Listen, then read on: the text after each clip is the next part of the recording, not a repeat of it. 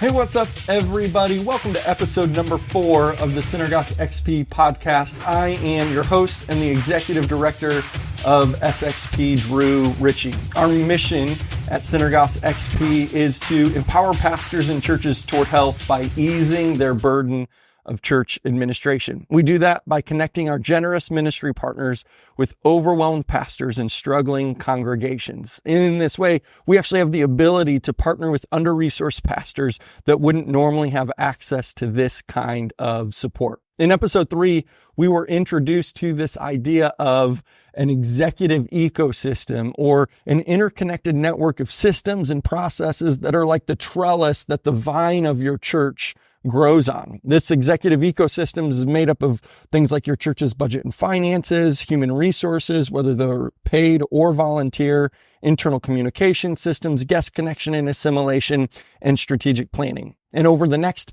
handful of episodes on this podcast, we're going to take a 30,000-foot view at each one of these areas that make up your church's executive ecosystem. And today, we're going to start with the one area that probably comes to mind the most. It's the most obvious element of your executive ecosystem, and that is your budget and your finances. Now, to talk about budget and finances within the church, our conversation really has to start with reflecting on the biblical concept of stewardship. Because throughout Scripture, we see this clear message that everything we have belongs to God, and we are called to manage or to steward His resources wisely. The principle applies not only to our personal lives, but especially how we handle finances within the church. And one of the most powerful illustrations of this concept is found in the parable Jesus tells about the talents in Matthew 25.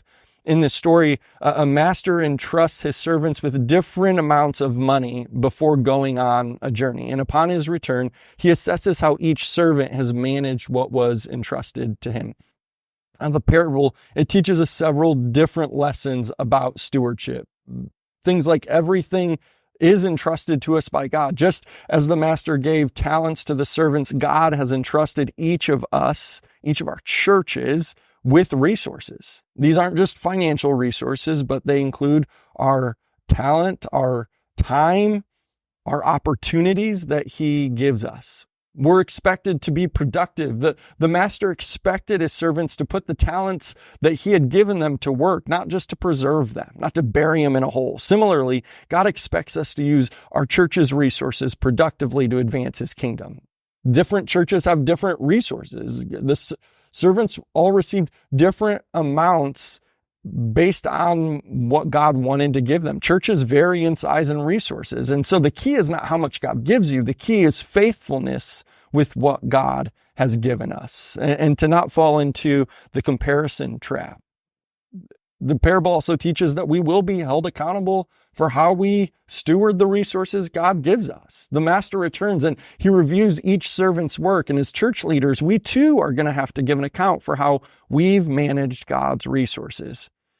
And ultimately, good stewardship is rewarded, that faithful servants were commended and they were given even more responsibility. And I think when we manage church resources well, it leads to growth. It leads to increased impact over time as God blesses and honors our stewardship. And so as church leaders, we're like those servants. We have been entrusted with both spiritual and material resources to advance God's kingdom. Our financial decisions should reflect this sacred responsibility. So effective budgeting, it's not about just balancing books. It's about faithfully stewarding what God has provided us to fulfill His mission through our churches. And so this parable, it challenges us to ask, are we being faithful stewards? Are we using our church's resources, financial or otherwise, in ways that multiply their impact for God's kingdom? Are we playing it safe, or are we willing to take wise and prayerful risk in order to further the mission God has given us? So let's start with this idea. Your budget serves as a roadmap for your church's mission and vision. Now, I'll say that again. Your budget serves as a roadmap for your church's mission and vision. And this becomes even more critical when resources are scarce. Your budget is a powerful tool for communicating priorities to your congregation and ensuring that every dollar is invested in advancing your church's unique calling. For church plants and for legacy churches that are facing a season of revitalization, this alignment between budget and mission is not just important, it's essential for the survival of your church at times and for growth. And so here's some ways that we approach this. We approach it with clear prioritization. We're going to understand and we list your church's top priorities based on your mission and vision. This might include things like community outreach, discipleship, worship, or reaching a specific demographic in your community. Then we allocate resources to those priorities. We ensure your budget reflects these priorities. For example, if reaching young families is a key goal, your budget should show significant investment in your church's children and youth ministries. You know, I don't know how many churches I've talked to that say that they value they value reaching the lost, and yet they spend hardly any of their resources on reaching outside of their established community. They've not allocated their resources towards what they say they prioritize. And when we do this, it allows us to actually make some tough decisions, because when you have limited resources, it may mean that you have to say no to good things in order to say yes to the best things. And so your budget should reflect these hard choices, always favoring activities that are closest to the mission of the church. I know a lot of churches, when money gets tight, they'll do the easy thing and they'll just make flat cuts all the way across the church. And while that may be the simple way to do it, the reality is that not every ministry, not every initiative or program is created equal. And so we should make the tough decision to continue to prioritize the initiatives that most express what we say we value, even if it means disproportionately cutting funding to other ministries. And then we communicate the why. When funds are tight, transparency is key. Use your budget to tell the story of your church's vision, helping your congregation understand and support the financial decisions that are being made. And then finally, get the most bang for your buck. Seek out budget items that serve multiple priorities. For example, a community service project might serve outreach and discipleship and youth ministry goals simultaneously. In seasons of limited resources, your budget becomes one of your most powerful tools for focusing your church's efforts and your resources on what truly matters. Your budget tells a story. Make sure your budget is telling the story of your church's unique calling and vision, especially when every dollar must count. Now, the best way that I know to bring these principles to life is through the practice of zero-based budgeting. Zero-based budgeting involves starting fresh each year and then justifying every expense rather than simply adjusting last year's figures. This method is especially valuable when resources are limited because it forces you to critically evaluate every expenditure. For church plants or legacy churches in revitalization, when every dollar counts, zero-based budgeting offers several key benefits. It promotes transparency because each expense has to be justified. It drives efficiency by questioning the status quo. It ensures alignment with your church's current goals, preventing mission drift. It helps identify and eliminate non-essential spending, which is crucial when funds are limited. Most importantly, zero-based budgeting compels you to direct your finite resources to your true priorities. When every expense has to be justified, it becomes clear which activities and programs truly align with your mission, and what might be legacy items that no longer serve your church's calling. And so when it comes to a church that is especially feeling the pressure of limited financial resources, there are few things that can cause tension and division like the church budget. So it's important that you're able to create a clearly defined decision-making matrix for each person's role within the financial process. And we'll talk more about the idea of a decision-making matrix in the upcoming episode on human resources. But for today's episode, we're going to stay focused on creating a low-control, high accountability environment when it comes to your budget and finances.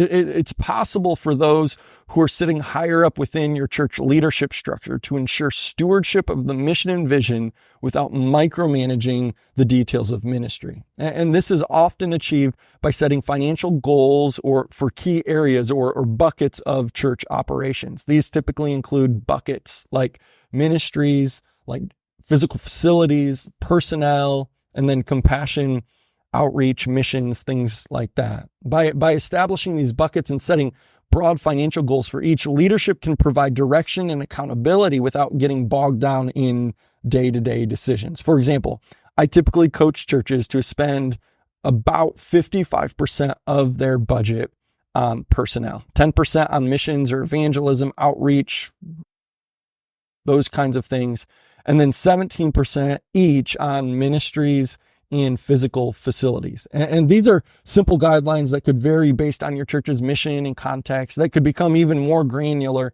if needed. So for example, if your church is trying to prioritize reaching new families, you might set a percentage that has to be directed towards children's ministry. In this way, it allows leadership to protect the mission and the vision of the church without getting pulled too far down into the weeds. But it's by doing this approach, it empowers ministry leaders to make strategic decisions within their areas while ensuring overall alignment with the church's mission. It's a practical application of faithful stewardship, allowing for both accountability and flexibility in pursuing your church's calling. Because while the budget should provide structure, it's crucial that we maintain flexibility. Oftentimes what happens within a church, especially in a smaller church that may have volunteers helping to manage the financial aspects of the executive ecosystem, is the church falls into two extremes, both of which are detrimental to the church. The church either becomes way too rigid with its finances or way too loosey-goosey. There's no budget, there's no strategy, no plan. Either situation, too rigid or too loosey-goosey, are not healthy for the church. It's best to think of your church's budget like a pre-game strategy in sports. Before the game, the coach does their best to plan for what they anticipate they will face during the game. But the best coaches are able to make effective halftime adjustments based on how the game is unfolding. In the same way, church leaders need to be ready to adapt their financial strategy as circumstances change over the course of 12 months. Negatively, we see this if, for example, tithes and offerings may not come in throughout the course of the year in the way that they were projected. So at some point, we may need to make some halftime adjustments because at the end of the day, we just can't spend money that we don't have. Positively, it may be that at some point throughout the year, the Holy Spirit creates an opportunity for your church that you weren't anticipating, an opportunity you simply can't pass up. And this is where the power of zero-based budgeting truly shines, because you've justified every expense from the ground up, so you have a clear picture of your financial priorities. This clarity then allows you to quickly identify what you may need to say no to in order to say yes to a new can't-miss opportunity. For instance, let's say halfway through the year, an unexpected outreach opportunity arises in your community. With zero-based budgeting, you can quickly assess your current allocations and then make informed decisions about where to reallocate funds to support this new ministry.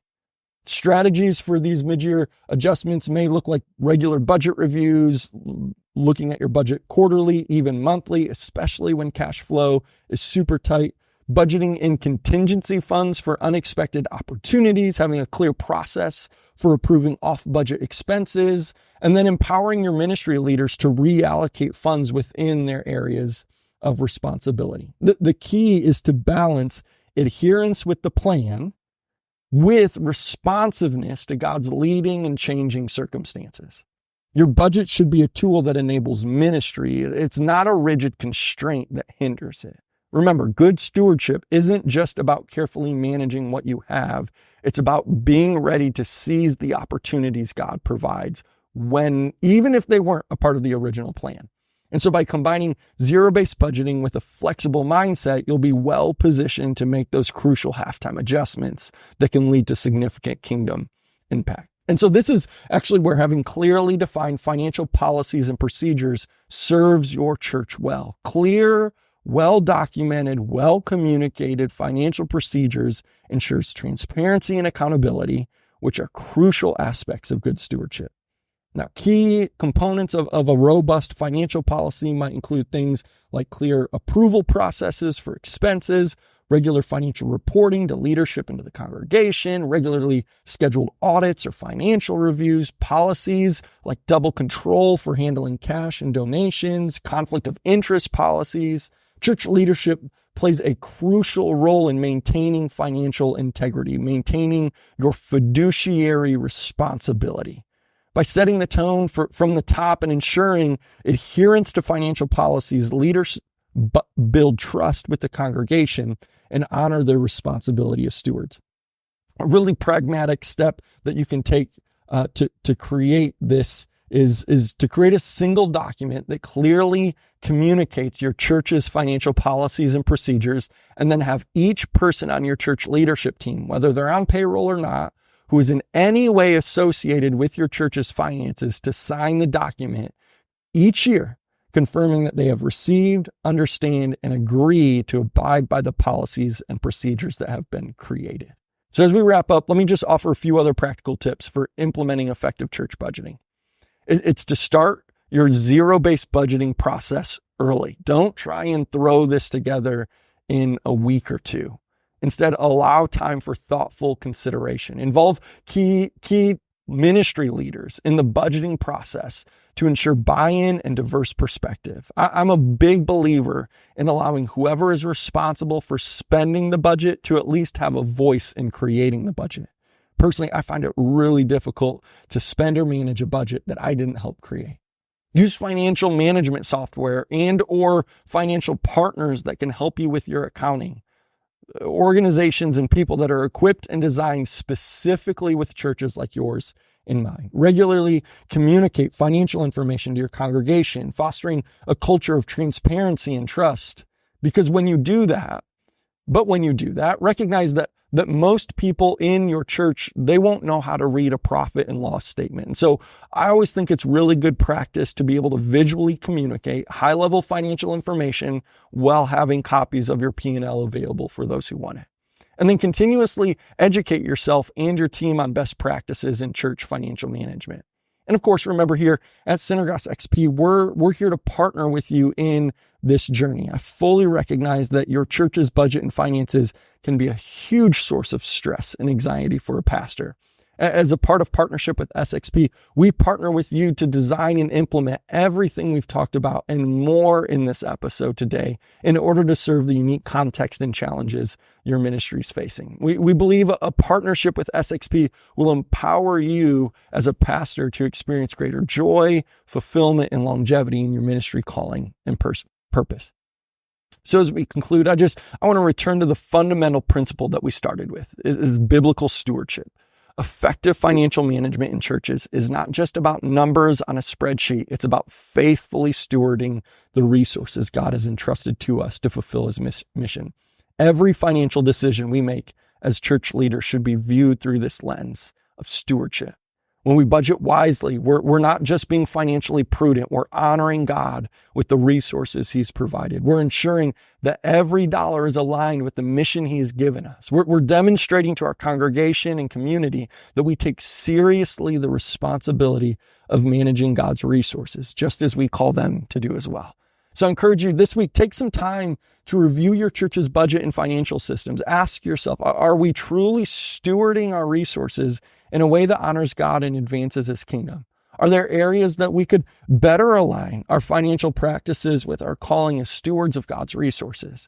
If you need support in this area, don't hesitate to reach out to us here at SXP. We're here to help ease your burden of church administration so you can focus on what matters most, to shepherding your congregation, reaching your community for Christ. You can find us online on social media at Synergos XP or online at synergosxp.org. Thank you so much for tuning in today's episode, and I hope our time together has helped empower you and your church towards